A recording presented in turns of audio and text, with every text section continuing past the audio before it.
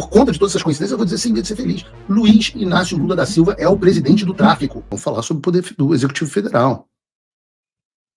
Porque esse amigo do Rio, presente 24 horas, poxa, deu dinheiro para o Eduardo abrir um parquinho novo na zona oeste do Rio, na zona norte. Poxa, que coisa maravilhosa. As pessoas estão andando de skate. Mas qual é a postura deste cara em relação aos traficantes de drogas que fecham e aterrorizam o Rio de Janeiro? Como este cara trata traficantes no Rio de Janeiro? Ora, vamos ouvir ele próprio.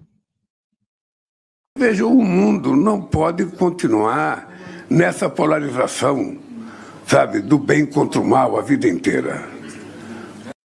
Não, o mundo não pode ter bem contra o mal. O mal tem que estar livre para ele fazer o que ele quiser. Pô. O bem não pode se atrever a se levantar contra o mal.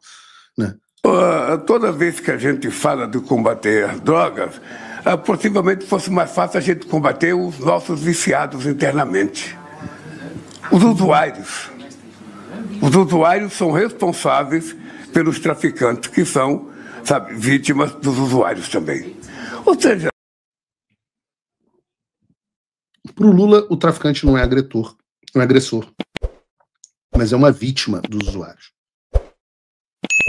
Essa frase, circulada intensamente na internet, foi de fato dita alguns dias antes dessa operação no Rio de Janeiro. Ocasião na qual o governador Cláudio Castro revelou que o governo Lula negou 3 pedidos feitos pelo governo do Estado para o envio de blindados que pudessem apoiar as operações policiais. Então, em uma semana, o Lula diz que o traficante é uma vítima. E alguns dias depois, nós descobrimos que esse mesmo Lula nega 3 pedidos de ajuda ao Estado do Rio de Janeiro para combater os traficantes. Claro, afinal, eles são vítimas.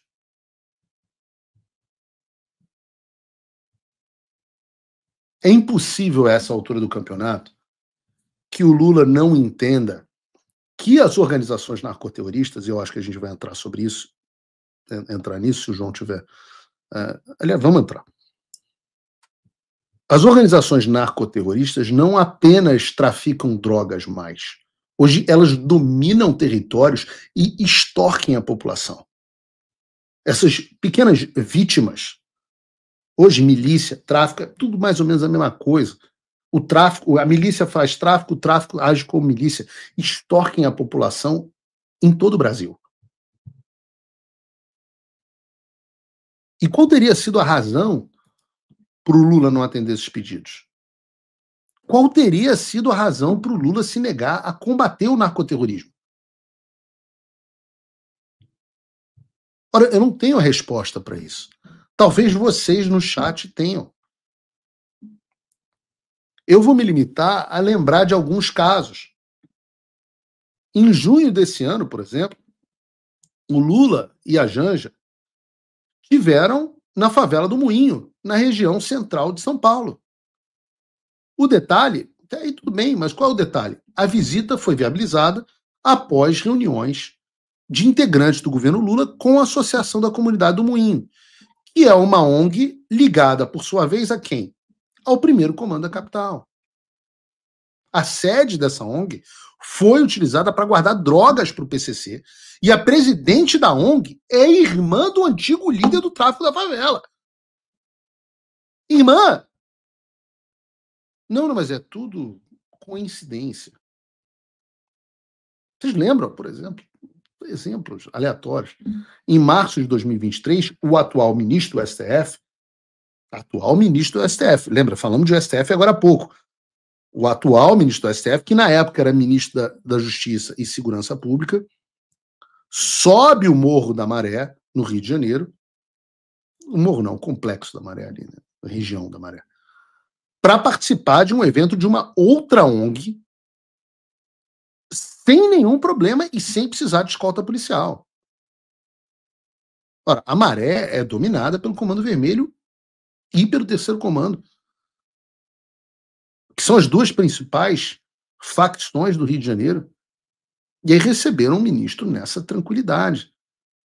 Falamos sobre isso, mas não podia nem questionar isso na televisão.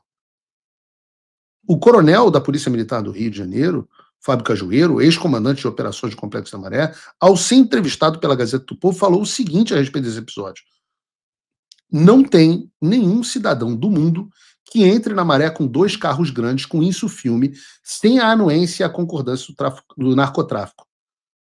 Tanto que para a PM ou qualquer outra força policial entrar só com blindados, com uma operação grande, com helicóptero, é só com blindados, com uma operação grande ou com helicóptero. E mesmo assim, a resistência será de grandes proporções. Nenhuma autoridade do Brasil ou de qualquer lugar do mundo entraria ali sem autorização das lideranças do narcotráfico, seja juiz, promotor, desembargador, ministro ou presidente. E não foi a primeira vez. Eu me lembro no ar, na Jovem Pan, tendo essa discussão com o energúmeno, quando em outubro de 2022, em pleno segundo turno da campanha presidencial, o Lula, junto com o senhor Eduardo Paes, subiu o Morro do Alemão, que, como já vimos, é controlado pelo Comando Vermelho. Não precisou de escolta policial militar, não precisou de nada do tipo. Um dos lugares mais perigosos do planeta. É muita coincidência. Eu posso ficar aqui... Lembram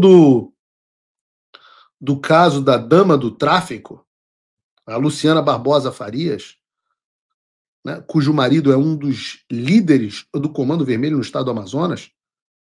Ela e o marido foram condenados em 2022, antes da visita.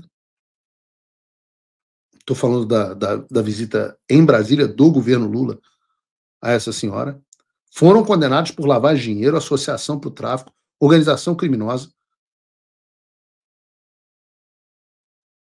Recebidos sem problema. Esse é o mesmo governo que nomeou como ministra do Turismo a deputada federal Daniela do Vaguinho, esposa do ex-prefeito de Belford Roxo, Vaguinho, que fez campanha política em apoio ao Juraci Alves Prudêncio, o Jura, o líder do bonde do Jura, que é a maior milícia de Belford Roxo. Mas é tudo, eu estou citando aqui todas as coincidências. Eu vou dizer para vocês, eu digo isso que é o título do programa de hoje. Sem medo de ser feliz. Por conta de todas essas coincidências, eu vou dizer sem medo de ser feliz.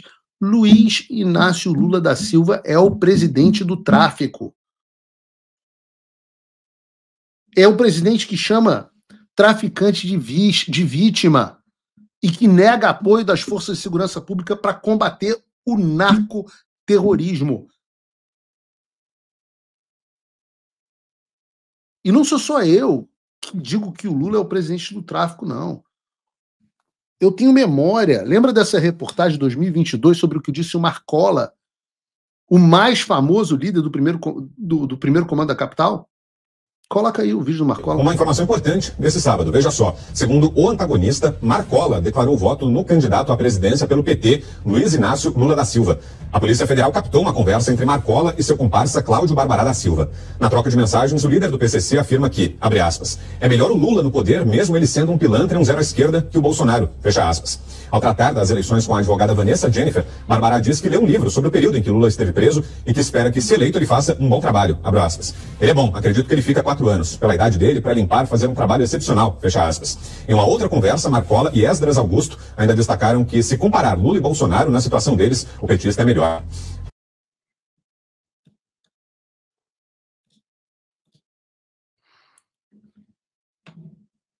Então, essa é a verdade. Eu não podia falar sobre isso. Esse assunto foi removido na época. O TSE não queria que a gente falasse sobre isso. Mas tá aí a vida como ela é. Reportagem removida. Vocês vão remover a PQP. Tá aí a vida como ela é. A verdade sempre aparece.